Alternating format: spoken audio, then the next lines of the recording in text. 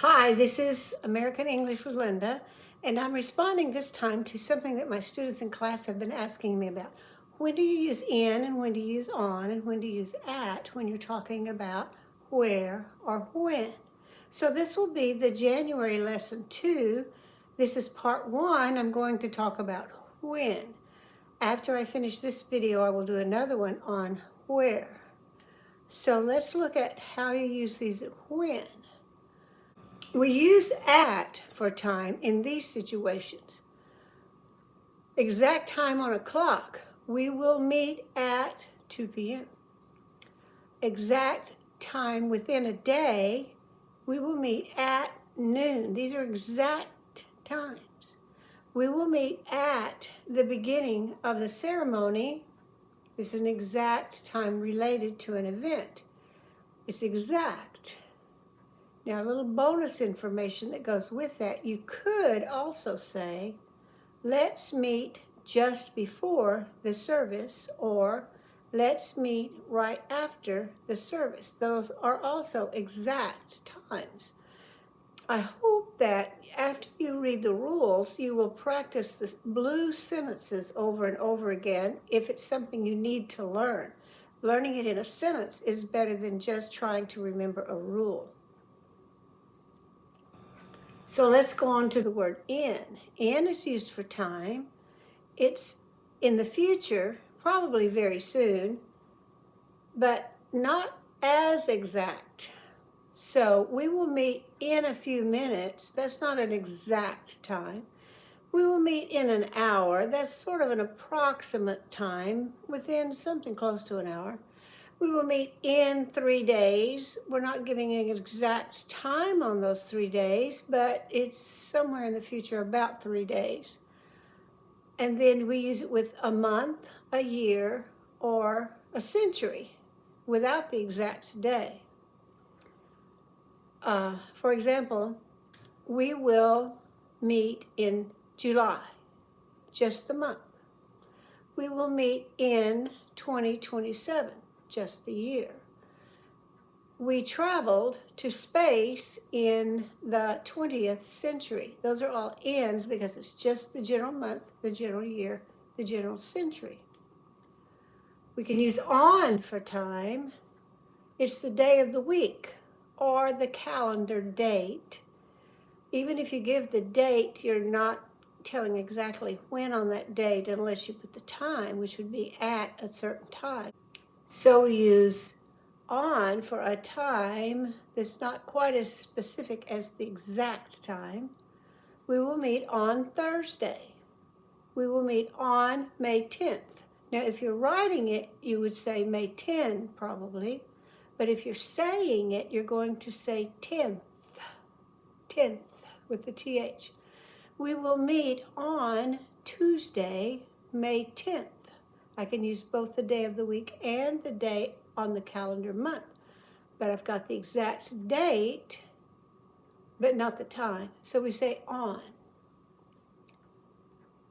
A bonus to that, with next or last or ago, you don't need at or on or in. You can just say it this way. We will meet in a week or in a month. We will meet next week or next year. We met last week or last month or last year. We met a week ago or a month ago or a year ago. Ago and last mean it's in the past, but next means it's in the future, and in a week also means in the future.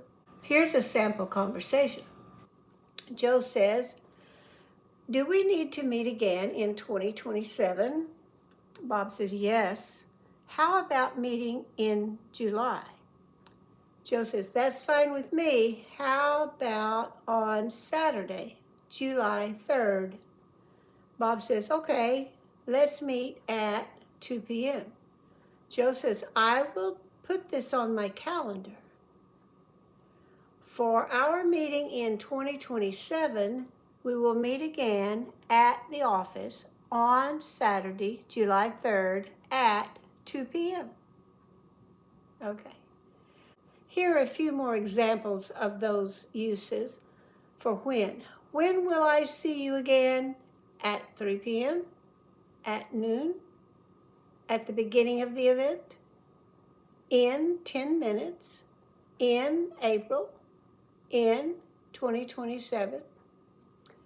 And then for the century, I had to change the question a little bit.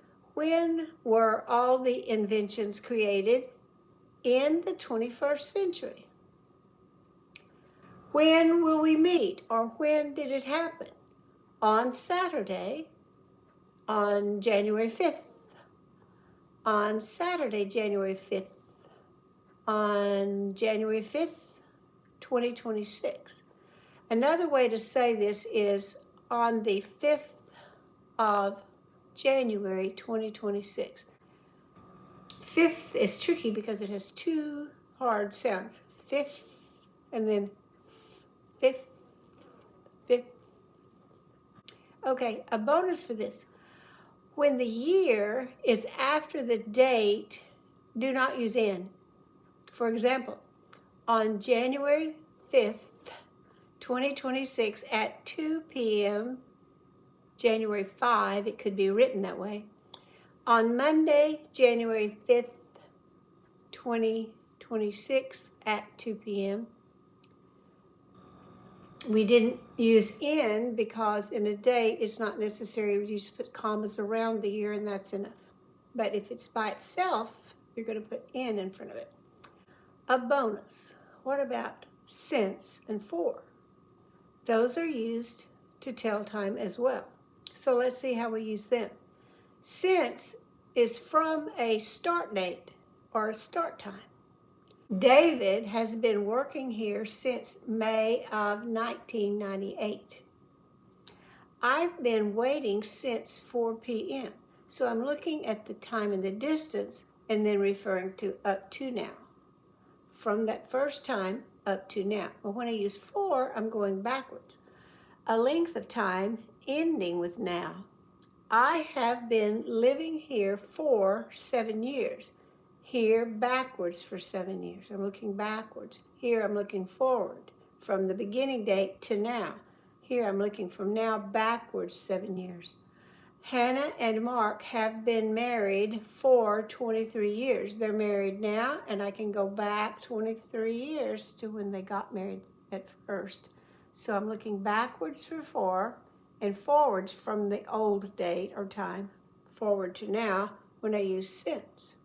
Let me read it once more time and think about that. David has been working here since May of 1998. So I'm starting at May of 1998, and it goes all the way up to now. I've been waiting since 4 p.m., starting at 4 p.m. all the way up to now. I have been living here for 7 years, now going backwards 7 years. Hannah and Mark have been married for 23 years, starting now, going back 23 years. Okay, I hope that helps you with the at, in, and on when you're talking about time. Next, I will do a video about using at and in and on, talking about location or place.